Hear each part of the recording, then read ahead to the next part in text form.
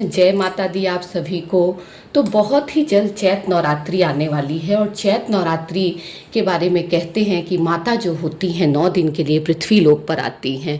और जब माता पृथ्वी लोक पर आती हैं तो मैं आपको एक बात बता दूं कि पृथ्वी लोक जो है ये माता का मायका होता है। जी हाँ, माता अपने ससुराल से पृथ्वी लोक धरती पर 9 दिनों के लिए आती हैं। 9 दिनों के पश्चात जब माता का विदाई होने लगता है तो उनका खोइछा भरा जाता है। खोइछा जो है ये यूपी, बिहार, झारखंड इन सब जगहों पर खोइछा बांधने की परंपरा है। खोइछा क्या होता है पहले हम लोग वो जान लेते हैं। तो देखिए, हमारे यूपी, बिहार या झारखंड इन सब स्टेट में खोइछा बांधने का रिवाज है। कहते हैं कि जब विवाहित बेटियां जो होती हैं वे अपने मायके आती हैं ससुराल से और जब उनकी विदाई की जाने लगती है तो ऐसे में बेटियों को खोइछा बांधा जाता है। खोइछा बांधने का उद्देश्य ही रहता है कि बेटियां जो हैं जहाँ भी रहें वो सुख, शांति, समृद्धि से रहें और वे अपने मायके वालों से जुड़ी रहें। तो इसलिए बेटियों को खोइछा बांधा जाता है। इसी प्रकार जो माता है वो भी हम लोगों के लिए बेटी स्वरूपा है। तो जब माता की हम लोग विदाई करते हैं तो माता को हम लोग खोइछा बांधते हैं। खोइछा जो होता है वो अष्टमी वाले दिन आप बांध सकते हैं, नहीं तो नौमी में भी बहुत लोग बांधते, पर अति उत्तम रहेगा कि आप खोइछा जो है वो अष्टमी के दिन बांधें। तो चलिए अब हम जानते हैं कि खोइछा कैसे बांधा जाता है। खोइछा भरने की विधि हम की शुरुआत करते हैं। सबसे पहले हम एक लाल कपड़ा ले लेंगे इस प्रकार का।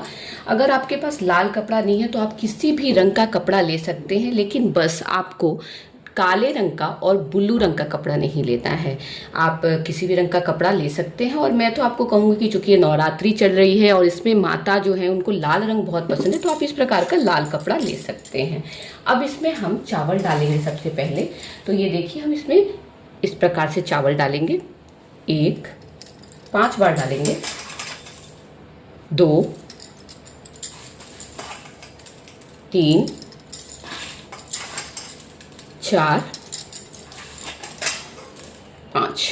तो इस प्रकार से हम इसमें 5 बार चावल डालेंगे। और मैं यहाँ पे आपको बता दूं, चावल डालने के लिए आप थाली से तो डायरेक्ट उलट करके चावल नहीं इसमें डालेंगे। और जो बचा हुआ चावल है वो भी आप इसमें नहीं डाल देंगे। बचे हुए चावल को आप जैसे यूज़ कर रहे हैं उसको यूज़ कर लेंगे। तो इस प्रकार से हम इसमें चावल डाल देंगे। अब हम इसमें क्या करेंगे कि इसमें हम दूर्वा डालेंगे।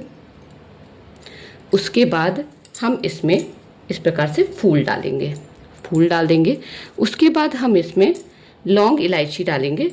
लौंग इलायची जो होता है ये माता को इसमें डालना रहता है खोइछा में। बेटियों के खोइछा में लौंग इलायची नहीं डालते, लेकिन माता के खोइछा में लौंग इलायची जरूर डालते हैं। ये डालने के बाद हमें क्या करना है कि आपको इस प्रकार से हल्दी की गांठ डालनी है। हल्दी की गांठ अगर आपके पास नहीं है तो ऐसे में आप हल्दी का पाउडर भी यूज़ कर सकते हैं। उसके बाद हम इसमें श्रृंगार का सामान डाल सकते हैं। आप श्रृंगार का सामान अपना बढ़ा भी सकते हैं। यहाँ पे मैंने आपको दिखाने के लिए ये यूज़ किया है, तो आप इसका चाहे तो आप भी बढ़ा भी सकते हैं। बहुत सारे लोग 16 श्रृंगार का सामान भी देते हैं खोइछा में। तो इस प्रकार से ये दे देंगे। उसके बाद ये देखिए, इस प्रकार से हम इसमें पैसा भी डाल देंगे। पैसा का मैं कह रही हूँ कि आपको जो भी कम ज़्यादा जो भी हो आप अपने अनुसार पैसा इसमें डाल सकते हैं। पैसा डाल देंगे। उसके बाद कुछ मीठी चीज़ों से खोइछा भरना चाहिए, तो इस प्रकार से आप बतासा डाल सकते हैं। मैंने पैक्ड बतासा इसलिए ले लिया है क्योंकि इससे क्या होगा कि ये ख़राब नहीं होगा और जिसको भी देना होगा तो वो इसका यूज़ आसानी से कर लेगा। तो इस प्रकार से सारी चीज़ों को हमने इसमें डाल दिया है। अब उसके बाद जो मैंने चावल डाला उसके बारे में भी मैं आपको बता दूं कि आप इसका जो क्वांटिटी है कम ज़्यादा जो भी कर सकते हैं। यहाँ तो मैंने आपको दिखाने के लिए इस प्रकार से किया है। अब आपको क्या करना है, सारे सामान जो है आप इसमें डाल चुके हैं। अब इसमें से आपको थोड़ा सा चावल जो है ले लेना है 5 बार। इस प्रकार से आपको इसमें से थोड़ा सा निकाल लेना। कहते हैं कि जब आप बेटी को खोइछा भरते हैं तो उसमें से थोड़ा सा सामान निकाल लेना चाहिए। तो उससे क्या होता है कि जो सारी सुख समृद्धियां हैं वो सिर्फ आपके बेटी के घर ही नहीं चली जाएं, आपके घर भी रहें। और कहते हैं कि ये इसलिए भी निकाला जाता है कि जो माता हैं, आपकी बेटियां हैं, जब आप खोइछा भरते हैं तो वो फिर से वापस आएँ। तो ये एक इसलिए भी रिवाज है निकालने का। तो इस प्रकार से आप निकाल लिए और निकालने के बाद आप इसको इस प्रकार से बांध लेंगे। बांधने के बाद बाद अब आपको इसका करना क्या है, तो देखिए आपको इसको करना क्या है कि अष्टमी वाले दिन या फिर बहुत जगह नवमी वाले दिन भी लोग ये खोइछा जो होता है जा कर के पंडित जी को दे देते हैं। आप पंडित जी को इसको दान में कर सकते हैं, पंडित जी इसका अपना यूटिलाइज कर लेंगे।